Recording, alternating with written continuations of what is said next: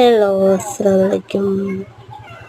നമ്മൾ ഇന്നലെ ഒരു സ്ഥലം വരെ എൻ്റെ വീട്ടിൽ പോയിട്ടുണ്ടായി. അപ്പോൾ എൻ്റെ വീടിന് അടുത്ത് എത്താനാവുമ്പോഴുള്ള ഒരു സ്ഥലം കേട്ടോ, ഇത് തേയില തോട്ടമാണ്. ഇത് അവിടെ ഇറങ്ങിയിട്ട് എടുക്കണമെന്നുണ്ടായി, പക്ഷേ ഭയങ്കര രസമാണ്.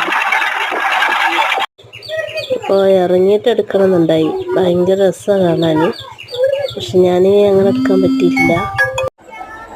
പിന്നെ പറയാൻ, നമ്മളിന്നലെ നേരം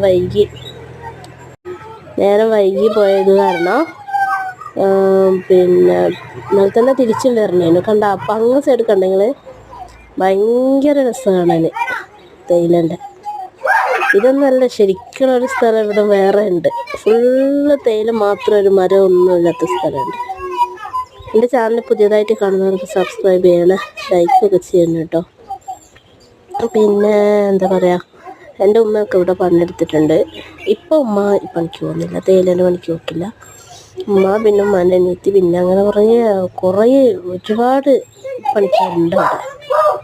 ഇത് അതിൻ്റെ ഇപ്പുറത്തെ വശം തോട്ടം, അല്ല ഫോറസ്റ്റ് തോട്ടമല്ല. പിന്നെ പറയാൻ എന്താ പറയുക, ഇവിടെ വെച്ചാൽ ഇങ്ങനെ പണി എടുക്കുന്ന സമയത്ത്, ഇപ്പോൾ വെയിലിൻ്റെ സമയം വരുമ്പോൾ, ഇന്നലെ നമ്മൾ പണിക്കാർ പണി കഴിഞ്ഞ് പോയി. അതെന്താ വെച്ചാൽ വെയിൽ കൂടുന്തോറും നേരം പിന്നെ പുലരുമ്പോൾ, അതായത് 5:45 പണിക്കാർ വരാൻ തുടങ്ങും. അപ്പോൾ ഉച്ച സമയമാകുമ്പോഴേക്കും പണി കയറിപ്പോവും. അതെന്താ വെച്ചാൽ പിന്നെ വെയിലിൻ്റെ ചൂടുകൊണ്ട് നിൽക്കാൻ പറ്റില്ല, ഇതിൻ്റെ ഇടയിൽ അമിതമായ വെയിലായിരിക്കും. പിന്നെ ഈ ഫാക്ടറി കാണിക്കണമെന്നുണ്ടായി.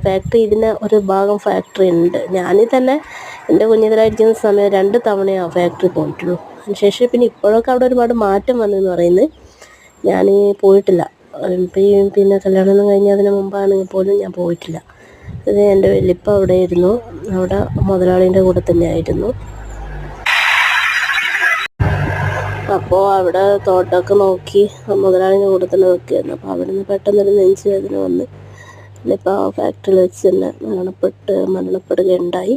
അപ്പോൾ അതിനുശേഷം നമുക്ക് അവിടെ നല്ല പരിചയം അവിടെ പിന്നെ പോകാൻ. പിന്നെ ഇവിടെ ഒരു എൻജിനീയറിങ് കോളേജ് ഉണ്ട്, അത് കാണിക്കാൻ വിട്ടുപോയി ആ സമയത്ത്, വയനാട് എൻജിനീയറിങ് കോളേജ്. പിന്നെ പറയാൻ, ഫാക്ടറിയിലേക്ക് നമുക്ക് പോകണമെങ്കിലൊക്കെ തന്നെ കുറേ എന്തൊക്കെയോ ഉണ്ട് അവിടെ. വീഡിയോ എടുക്കാൻ പറ്റുമോ എനിക്കറിയില്ല. അത് വല്ലാത്തൊരു രസമാണ് കേട്ടോ അതിനുള്ളിൽ കാണാൻ.